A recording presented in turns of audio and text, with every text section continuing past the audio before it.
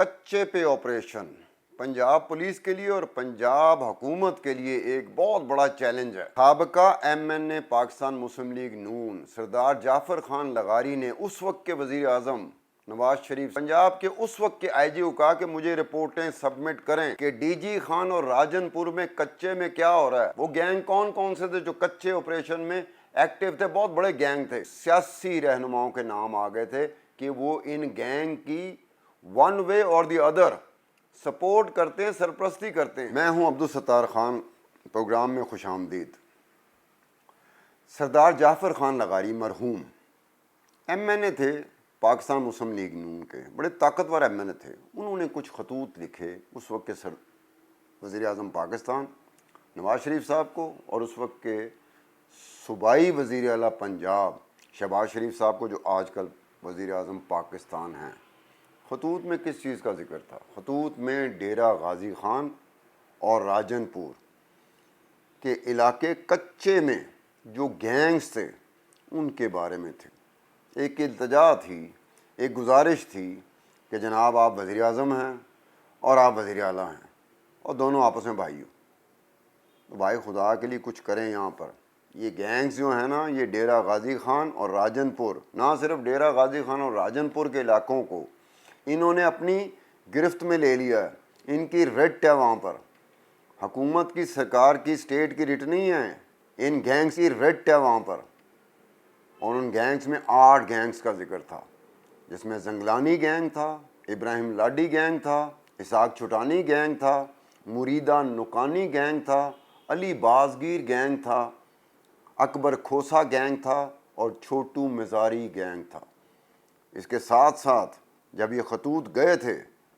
تو میاں نواز شریف صاحب جو وزیر اعظم تھے پاکستان کے، اور شہباز شریف صاحب تو وزیر اعلیٰ تھے پنجاب کے، جو آج کل وزیر اعظم ہے پاکستان کے، انہوں نے اس وقت کے پنجاب کے آئی جی کو کہا تھا کہ ان خطوط کی روشنی پہ رپورٹس مجھے سبمٹ کی جائیں۔ تو اس وقت کے آئی جی نے، مشتاق سکھیرا صاحب نے، اس وقت کے جو ڈی جی خان اور راجن پور کے ڈی پی اوز تھے ان کو ہدایات جاری کر دی تھی کہ جناب فوراً سے پہلے رپورٹس ان گینگز کے اوپر، علاقے کی صورتحال کے اوپر وہ سبمٹ کی جائے۔ میں نے آگے وزیر اعظم کو یہ رپورٹ پیش کرنی ہے اور وزیر اعلیٰ پنجاب کو یہ رپورٹ پیش کرنی ہے۔ اب ان خطوط کی روشنی میں سردار جعفر خان لغاری مرحوم کے خطوط اور پھر پولیس رپورٹس، جو پولیس نے رپورٹس بنائی تھی، کس کے لیے بنائی تھی؟ وزیر اعظم نواز شریف صاحب کے لیے اور وزیر اعلیٰ پنجاب شہباز شریف صاحب کے لیے۔ ان میں یہ بات سامنے آئی تھی، جو سردار جعفر خان لغاری نے جن لوگوں کے نام لیے تھے، بڑے طاقتور سیاسی لوگ تھے، ڈی جی خان کے، راجن پور کے، ایم این ایس تھے، ایم پی ایس تھے، سابق وزیر اعلیٰ بھی تھا، سابق ڈپٹی اسپیکر پنجاب اسمبلی کا نام بھی تھا، کہ یہ وہ لوگ ہیں جو ان گینگز کی سرپرستی کرتے ہیں اور ایک دوسرے کی مدد کرتے ہیں۔ اس لیے ان گینگز کو کچھ نہیں کیا جا سکتا، کسی قسم کا پولیس آپریشن کامیاب ہی نہیں ہو سکتا جب تک کہ ان کا کنائونس ہے۔ اب جن کا نام لیا گیا تھا، جو پولیس رپورٹس میں بھی کسی حد تک آیا لیکن مبینہ طور پر آیا، وہ کیا نام تھا؟ سابق وزیر اعلیٰ پنجاب دوست محمد کھوسا کا، جو کچھ عرصے کے لیے پنجاب کے وزیر اعلیٰ بنے تھے کہ شہباز شریف صاحب اس وقت تک الیکٹ نہیں ہوئے تھے۔ اور پھر سردار محمد کھوسا کے علاوہ ان کے والد، جو پنجاب کی ایک بہت تگڑی شخصیت سیاسی رہی ہے، ہر دور میں وزیر رہی ہے، سردار ذوالفقار علی کھوسا، ان کا نام بھی تھا مبینہ طور پہ۔ پھر سابق ڈپٹی اسپیکر پنجاب اسمبلی تھے سردار شیر علی گورچانی، ان کا نام بھی تھا، شیر علی گورچانی صاحب کے والد کا نام بھی تھا۔ پھر ایم پی اے، سابقہ ایم پی اے عاطف، سردار عاطف مزاری کا نام بھی تھا، اور سابقہ ایم این اے حافظ عبدالکریم کا نام بھی تھا۔ اب اس روشنی میں جب رپورٹ تیار کی گئی، اس وقت کے آئی جی اس کام میں لگ گئے، کیونکہ پرائم منسٹر نواز شریف نے کہا، چیف منسٹر پنجاب شہباز شریف صاحب نے کہا کہ ہمیں فوراً سے پہلے بتایا جائے کہ کیا صورتحال ہے، ایگزیکٹلی کیا صورتحال ہے، ان سائڈ کیا ہے۔ تو اس وقت جو رپورٹ سبمٹ کی گئی تھی، اس رپورٹ نے بعد میں ہونے والے واقعات کی وجہ سے ان رپورٹس کا پول کھل گیا کہ ایسے لگا جیسے وزیر اعظم اس وقت کے وزیر اعظم میاں نواز شریف صاحب اور اس وقت کے وزیر اعلیٰ پنجاب شہباز شریف صاحب جو آج کل وزیر اعظم پاکستان ہیں، ان کو ماموں بنایا گیا ہے۔ اس کا پول کھلنے کی جو پہلا ریزن بنی، جو پہلی وجہ بنی، وہ کیا تھی؟ چھوٹو مزاری کے بارے میں ان رپورٹس میں یہ تھا جو پرائم منسٹر نواز شریف صاحب کو اور وزیر اعلیٰ پنجاب شہباز شریف صاحب کو پیش ہوئی تھیں، جس میں چھوٹو مزاری کے بارے میں دعویٰ کیا گیا تھا کہ چھوٹو مزاری کچے کا علاقہ چھوڑ کے جا چکا ہوا ہے، وہ ساتھ والا جو بلوچستان ہے، کیونکہ یہ وہ علاقے ہیں ڈی جی خان اور راجن خان،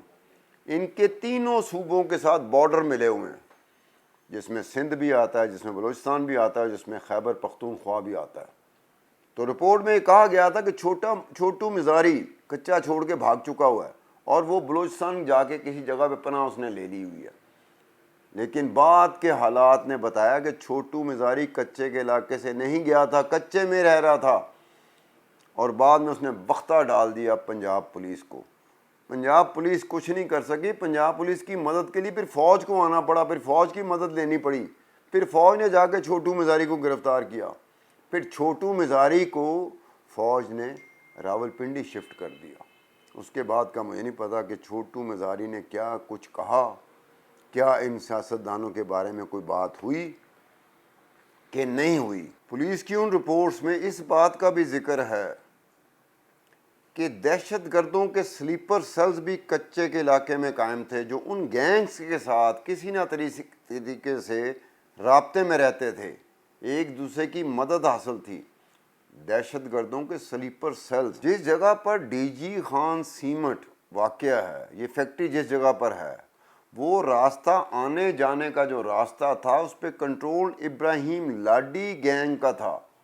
وہاں کوئی ڈی جی خان سیمنٹ کا کوئی ملازم گزر نہیں سکتا تھا۔ رات کو قافلے کی شکل میں گاڑیوں کو بہت زیادہ تعداد میں قافلے کی شکل میں لے کے جایا جاتا تھا، قافلے کی شکل میں آیا جاتا تھا، کیونکہ اغوا برائے تاوان، ڈکیتیاں یہ اتنی عام تھی کہ اس کے بغیر سفر نہیں ہو سکتا تھا۔ پھر سیکیورٹی گارڈز کی، پرائیویٹ سیکیورٹی گارڈز کی مدد لی جو کہ کام نہ آ سکی۔ سیکیورٹی گارڈ کتنی کی مدد کر سکتے ہیں جب اتنے پاورفل گینگز ہوں جن کے پاس اسلحہ وہ ہو جو پنجاب پولیس کے پاس نہ ہو، تو کیسے مقابلہ کیا جا سکتا ہے؟ وہ اتنے ٹرین تھے کہ ایسے لگتا تھا جیسے باقاعدہ ان کی ٹریننگ ہوئی ہوئی ہے یا انہوں نے ٹریننگ لی ہوئی ہے کہ ہم نے لڑنا ہے، مقابلہ کرنا ہے، ایک باضابطہ منظم فورس کے ساتھ مقابلہ کرنا ہے، تو کیسے کرنا ہے؟ وہ عام جیسے مقابلہ کیا جاتا ہے، راہ جاتے مقابلہ ہوتا ہے، ایسے نہیں کرتے، وہ باقاعدہ مقابلہ کرتے ہیں۔ ابراہیم لاڈی گینگ نے کس کو مجبور کر دیا؟ میاں منشا کو مجبور کر دیا کہ ہر ایک سیمنٹ کی بوری پہ 1 روپیہ جگہ ٹیکس، ابراہیم لاڈی ٹیکس دے گا تو ٹرک جائیں گے، ورنہ ٹرک نہیں جا سکتے تھے۔ میاں منشا کے بارے میں عمومی طور پر یہ تاثر ہے کہ میاں منشا کی وزیر اعظم نواز شریف، سابق وزیر اعظم نواز شریف کے ساتھ بڑے تعلقات رہے ہیں۔ وہ ٹیلی فون کرنا جب کرتے تھے تو کہا یہ جاتا تھا کہ میاں منشا کا ٹیلی فون وزیر اعظم نواز شریف سنتے ضرور تھے، اگر اس وقت نہیں سنتے تو بعد میں ضرور کرتے تھے، رنگ بیک کرتے تھے۔ اب یہ حالت تھی کہ کیا میاں منشا نہیں کہہ سکتے تھے وزیر اعظم نواز شریف کو کہ جناب میری بوریاں یہاں سے جاتی ہیں، سیمنٹ میری فیکٹری یہاں پر ہے، ڈی جی خان سیمنٹ یہاں پر ہے، بوریاں جا رہی ہیں، مجھے جگہ ٹیکس دینا پڑتا ہے ابراہیم لاڈی گینگ کو۔ زنگلانی گینگ پولیس آپریشن کرتی ہے تو فوج کی مدد لیتی ہے، فوج کی ایئر گن شپ ہیلی کاپٹر، اس کے ذریعے زنگلانی پر۔ اور زنگلانی کیا تھا؟ زنگلانی گینگ کیا تھا؟ وہ پہاڑوں پہ رہتے تھے، خندقیں کھودی ہوئی تھیں، ان کے اپنے پاس اینٹی ایئر کرافٹ گن تھی جس کے ذریعے وہ مقابلہ کرتے تھے، شدید مقابلہ کرتے تھے، وہ بڑی مشکل پیش آتی تھی۔ اس کے بعد کیا ہوا کہ کچھ لوگ تو مارے گئے ایک ایسے آپریشن کے نتیجے میں جس میں باقی فورسز بھی آ گئی تھیں۔ زنگلانی گینگ کا جو سربراہ تھا غلام حسین زنگلانی، غلام حسین زنگلانی کے بارے میں پولیس رپورٹ میں یہ ہے کہ ہم نے اس کو زخمی کر دیا تھا، لیکن وہ زخمی بھاگ گیا تھا۔ اب یہ کیسا زخمی تھا جو پولیس کے ہتھے نہیں چڑھ سکا اور وہ نکل گیا۔ اور پولیس کا یہ دعویٰ تھا کہ پولیس نے ہی اینٹی ایئر کرافٹ گن اور راکٹ لانچر برآمد کیے تھے زنگلانی گینگ کے قبضے سے۔ یہ پولیس کی رپورٹ میں ہے کہ اینٹی ایئر کرافٹ گن اور راکٹ لانچر وہ برآمد کیے تھے۔ زنگلانی گینگ نے قومی اسمبلی کے ڈپٹی سیکرٹری اور محکمہ صحت پنجاب کے ایک EDO کو بھی اغوا کر لیا تھا۔ پڑ گئے تھے لالے، مصیبت پڑ گئی تھی، کس طرح چھڑایا جائے ان کو۔ سردار جعفر لغاری کے خطوط کے مطابق ایک انسپیکٹر تھا تونسا کا، سردار صفدر بزدار۔ انہوں نے کہا کہ سردار Safdar Buzdar inspector, police inspector کو اکبر کھوسا گینگ نے مارا ہے۔ جب جو پولیس نے میری رپورٹس پیش کی وزیر اعظم کو اور شہباز شریف صاحب وزیر اعلیٰ کو، تو اس میں تھا کہ اکبر کھوسا گینگ نے نہیں مارا بلکہ خالد کجرانی گینگ نے صفدر بزدار پولیس انسپیکٹر کو مارا ہے، کیونکہ صفدر بزدار نے گینگز کے لوگ پکڑ لیے تھے، وہ چھوڑ نہیں رہا تھا۔ کہا جا رہا تھا چھوڑ دیا جائے، کیونکہ گینگز کا یہ سٹائل ہوتا ہے کہ وہ ایک دفعہ وارننگ دیتے ہیں کہ چھوڑ دیں ورنہ پھر ہم آپ کو بھی دیکھ لیں گے، اور واقعی انہوں نے Safdar Buzdar inspector, police inspector کو دیکھ لیا تھا، قتل کر دیا تھا۔ اب قتل کرنے کے بعد یہ شواہد سامنے آئے کہ صفدر بزدار کو کیسے مارا گیا، لیکن ان گینگز کا اور پھر مبینہ طور پہ ان کی جو سرپرستی حاصل تھی ان گینگز کو، پولیٹیشنز کو، پاورفل MNAs کی، پاورفل MPs کی، پاورفل ڈپٹی اسپیکر کی، اس سے کیا ہوئے کمزور سی FIR بنی تھی۔ پولیس انسپیکٹر کا مرڈر ہے، سردار صفدر بزدار کا مرڈر ہے، FIR کمزور بن گئی تھی۔ اسحاق چھٹانی گینگ کے بارے میں یہ پولیس رپورٹس میں تھا کہ ان کو باقاعدہ القاعدہ کے ساتھ ان کے تعلقات ہیں،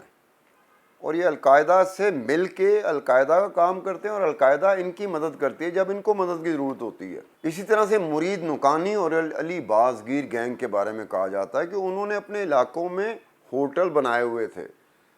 سرائے بنائی ہوئی تھی، جگہ بنائی ہوئی تھی، سیف ہاؤسز بنائے ہوئے تھے جہاں وہ اغوا برائے تاوان کے کم از کم 40 سے 50 لوگوں کو رکھتے تھے وہاں پر، اور جب پیسہ وصول ہوتا تھا چھوڑ دیتے تھے۔ اگر پیسہ وصول نہ ہوا تو قریبی رشتہ دار، لواحقین وغیرہ لاش کو ڈھونڈتے رہتے تھے۔ پھر جو ان رپورٹس میں جو وزیر اعظم نواز شریف کو اور وزیر اعلیٰ پنجاب شہباز شریف کو پیش کی گئی تھی، اس میں جھوٹے دعووں کا اس وقت پتہ چلا کہ جب چھوٹو مزاری کچے سے ہی نکل کے آپریشن کرتا ہے، بجائے پولیس آپریشن کرنے کے چھوٹو مزاری آپریشن کر رہا تھا، اور یہ ایسا آپریشن تھا اگر پولیس آپریشن پہ جاتی تھی تو چھوٹو مزاری کے بندوں کے ہتھے چڑھ جاتی تھی، پھر وہ یرغمال بنا لیتے تھے، پھر وہ کہتے تھے کہ جناب ہمارا فلاں ساتھی آپ نے پکڑا ہوا، اسے چھوڑ دیں پھر ہم ان کو چھوڑیں گے، پھر پولیس کو چھوڑنا پڑتا تھا۔ یہی چھوٹو مزاری کی وجہ سے جھوٹ کا جو جھوٹا دعویٰ تھا، جو فیک کلیم تھا، اس کا پول کھلنا شروع ہوا، کیونکہ پولیس جو رپورٹ وزیر اعظم نواز شریف کو اور وزیر اعلیٰ پنجاب شہباز شریف کو سبمٹ پیش کر چکی ہوئی تھی، اس میں یہ دعویٰ تھا کہ جناب چھوٹو مزاری اب کچے میں نہیں رہتا، وہ بھاگ گیا ہوا ہے، بلوچستان چلا گیا ہوا ہے، بلوچستان کے پہاڑوں کی طرف چلا گیا ہوا ہے۔ لیکن جب چھوٹو مزاری نے اپنا آپریشن شروع کیا تو لگ پتہ گیا کہ جس چھوٹو مزاری کے بارے میں ہم نے رپورٹ پیش کی تھی نواز شریف صاحب کو، وزیر اعظم کو اور وزیر اعلیٰ کو پیش کی تھی، اس میں تو ہم نے دعویٰ کیا تھا کہ چھوٹو مزاری تو جا چکا ہوا، بھاگ چکا ہوا کچے سے، یہ تو کچے میں ہی ہے۔ اور دریائے سندھ کے ساتھ ساتھ پناہ گاہیں بنائی ہوئی تھیں جہاں تک پولیس پہنچ ہی نہیں سکتی تھی، کیونکہ پولیس کو یہ خدشہ ہمیشہ سے رہتا تھا کہ وہ راستہ ایسا ہے، وہ علاقہ ایسا ہے، اگر آپریشن کے لیے ہم قریب جائیں گے تو آپریشن کامیاب نہیں ہوگا، وہ ہمیں یرغمالی بنانے میں کامیاب ہو جائیں گے، اور یہی ہوتا رہا۔ سردار جعفر خان لغاری مرحوم اپنے خطوط میں دعویٰ کرتے رہے کہ 22,000 ایکڑ زمین جو محکمہ جنگلات کی تھی اس پہ یہ گینگز کے ذریعے پس پشت رہتے ہوئے سیاسی رہنماؤں نے، MNAs نے، MPs نے قبضہ کر لیا۔ وہ تو 22، 23، 24,000 ایکڑ بتاتے تھے، لیکن محکمہ جنگلات کی اپنی رپورٹ تھی جس میں کہا گیا تھا کہ محکمہ جنگلات کی 3,000 ایکڑ زمین پر قبضہ ہو چکا ہوا ہے۔ بارڈر ملٹری پولیس، یہ ڈیرہ غازی خان اور راجن پور پہ ٹرائبل ایریا ہے، وہاں بارڈر ملٹری پولیس ہوتی ہے۔ اس پہ بھی سردار جعفر خان لغاری کا تھا اعتراض کہ بارڈر ملٹری فورس میں 50% افراد تو گورچانی سرداروں نے اور کھوسا سرداروں نے اپنے بھرے ہوئے ہیں. انہوں نے کہا تھا ان دونوں کو ضم کر دیا جائے, مرج کر دیا جائے اور ایک ایسی فورس بنائی جائے جو بارڈر ملٹری پولیس ہو, لیکن وہ راجن پور کی علیحدہ اور ڈی جی خان کی علیحدہ نہ ہو بلکہ ایک ہی ہو, اور اس میں سرونگ بریگیڈیئر اس کا سربراہ ہو. اور ان خطوط میں یہ الزامات بھی سامنے آئے تھے, پولیس رپورٹس میں بھی یہ چیزیں آئی تھیں کہ سابقہ ڈپٹی اسپیکر پنجاب اسمبلی سردار شیر علی گورچانی کے والد وہ بھی بارڈر ملٹری پولیس میں کسی وقت میں رہے تھے, جہاں سے انہوں نے اپنے تعلقات کو ایک پروان چڑھایا اور عرب شیخ جو ہوتے تھے ان کو عقاب وغیرہ فراہم کیا کرتے تھے, کیونکہ جس ایریا میں وہ تعینات تھے عقاب وغیرہ کی بڑی ڈیمانڈ تھی اور عربی شیخوں کو عقاب بہت پسند آتے ہیں. اس کے علاوہ ان رپورٹس میں یہ بات بھی سامنے آئی کہ اس علاقے کے اثر رسوخ والے جو M N as M P S تھے, جو سیاسی خاندان تھے, انہوں نے مختلف محکمے جن کے دفاتر تھے ان میں سب سے پرومیننٹلی او جی ڈی سی ایل کا نام آتا ہے کہ وہاں بھی اپنے کارندے بھرتی کروا دیے تھے, اور باقاعدہ ایک انفلوئنس ایسا ہوتا تھا جیسے او جی ڈی سی ایل کا انفلوئنس نہیں ہے, پنجاب پولیس کا انفلوئنس نہیں ہے, پنجاب حکومت کا انفلوئنس نہیں ہے ان علاقوں میں, بلکہ ان سرداروں کا انفلوئنس ہے جو ایم این ایز ہوا کرتے ہیں, جو ایم پی اے ہوا کرتے ہیں. اس کے علاوہ پولیس رپورٹس میں بات سامنے آئی کہ جو وہاں پہ ٹرانسپورٹ تھی کچے کے علاقے میں, ڈی جی خان راجن پور میں جو ٹرانسپورٹ تھی, وہ ٹرانسپورٹر سے 800 روپے سے 1200 روپے فی بس, منی بس, ویگن وصول کیا کرتے تھے. یہ گینگز ہی وصول کرتے تھے, لیکن ان رپورٹس میں آئی کہ ان کی سرپرستی بھی علاقے کے جو مایہ ناز M N as M P A ہوتے تھے, جو سیاسی اثر رکھتے تھے, جو حکومت میں بھی تھے اور علاقے میں بھی تھے, ان کی وجہ سے یہ ہوتا تھا. اور پھر ایسے ٹرکس, بسز, ویگنز, منی ویگنز جس پر سٹکر لگے ہوتے تھے, تصویریں لگی ہوتی تھیں ان سرداروں کی, ان ایم این ایز کی, ان ایم پی ایز کی, حالانکہ نہ بسیں ان کی تھیں ذاتی ملکیت میں تھیں, نہ ویگنز ان کی ملکیت میں تھی, لیکن ان کی تصویریں اور سٹکر لگے ہوئے تھے, جس کی وجہ سے یہ تاثر ملتا تھا کہ یہ فلانے سردار کی بس جا رہی ہے یا اس کا ہاتھ ہے. ان کو کچھ نہیں کہنا, کیونکہ شام کو یہ 800 روپے سے 1200 روپے ایک فی بس, اگر وہ حساب لگا لیجیے جتنی ٹرانسپورٹ چلتی رہی ہے ان میں تو لاکھوں میں بات چلی جائے گی, جو پر ڈے وصول کیا کرتے تھے. اب انہی علاقوں میں جو گینگسٹر تھے, ان گینگسٹر کے بارے میں یہی کہا جاتا تھا کہ بلوچستان لبریشن فرنٹس کے جو فراریز تھے ان کا بھی آنا جانا تھا ان کی طرف, ان کی بھی مدد ان کو حاصل تھی, ان کی مدد, ان گینگز کی مدد فراریز کو حاصل تھی اور فراریز کی مدد ان گینگز کو حاصل تھی. اب یہ وہ بات تھی کہ جس میں خطوط لکھے گئے تھے وزیر اعظم نواز شریف صاحب کو اور وزیر اعلیٰ پنجاب شہباز شریف صاحب کو کہ جناب یہ ڈی جی خان, یہ راجن پور اور یہ پھر کچا, اس علاقے میں کتنے گینگز ہیں. 8 گینگز کی نشاندہی کی تھی جو پولیس رپورٹس میں بھی آئیں, جو وزیر اعظم کو سبمٹ ہوئی, جو وزیر اعلیٰ کو سبمٹ ہوئی. ہوا کیا, بڑے بڑے سیاسی گھرانوں کے نام, تگڑے طاقتور سیاسی گھرانوں کے نام, ایم این ایس کے نام, ایم پی ایس کے نام پولیس رپورٹ میں. بہرحال کسی حد تک اس کو اوائڈ کیا گیا کہ اگر کسی ایم این اے کا نام دینا ہے تو بڑے طریقے سے دینا ہے, ایسے دینا ہے جیسے ہمیں شک پڑتا ہے. جبکہ سردار جعفر خان لغاری مرحوم کے جو خطوط تھے جو آفیشیل ریکارڈ کا حصہ بن گئے تھے, ان میں ان لوگوں کے نام نمایاں تھے. اگر یہ بہرحال ایک بڑا آپریشن ہو جاتا اور یہ بھی دیکھ لیا جاتا کہ کس کس گینگ کو کس کس سیاسی بڑے طاقتور گھرانے کی سرپرستی حاصل ہے, کس کس ایم این اے کی سرپرستی حاصل ہے, کس کس ایم پی اے کی سرپرستی حاصل ہے, کس کس وزیر کی سرپرستی حاصل ہے, تو یہ معاملہ نپٹ سکتا تھا. اگر ان کا کوئی سرپرستی حاصل نہیں تھی تو یہ بڑے آرام سے کلین چٹ مل سکتی تھی کہ جناب ان کے اوپر تو سیاسی طور پہ الزام لگایا گیا تھا, کیونکہ سردار جعفر خان لغاری بھی اپنی جگہ پہ سردار تھے. آپس میں بنتی نہیں ہوگی تو کئی چیزیں ایسے آ جاتی ہیں, لیکن اس کو اس انداز میں پروب بھی نہیں کیا گیا, انویسٹیگیٹ ہی نہیں کیا گیا, کوئی انکوائری بھی نہیں ہوئی, کوئی دیکھا بھی نہیں گیا کہ دیکھ تو لیں, چھان بین تو کر لیں, کوئی چیزیں کنگال لیں, ہو سکتا ہے کہ بہت ساری چیزیں نکل آئیں. لیکن پاکستان کا یا پاکستانی حکومت کا یا کسی صوبائی حکومت کا، ہم نے یہی دیکھا ہے کہ وہ مکمل طور پہ کوئی کام بھی نہیں کریں گے، وہ کئی راستے میں اڑ جاتے ہیں، رک جاتے ہیں یا روک دیے جاتے ہیں۔ اس کی وجہ کیا ہے؟ یا تو یہ گینگسٹر بہت ہی تگڑے ہیں، یا پھر ان کی سرپرستی کرنے والے وہ بھی بہت تگڑے ہیں۔ کوئی نہ کوئی تو بات ہوگی۔ اب کچے کا آپریشن ہو رہا ہے، اگر آپ نے اس چیز کو ملوز خاطر نہ رکھا تو کچے کا آپریشن کامیاب نہیں ہو سکتا۔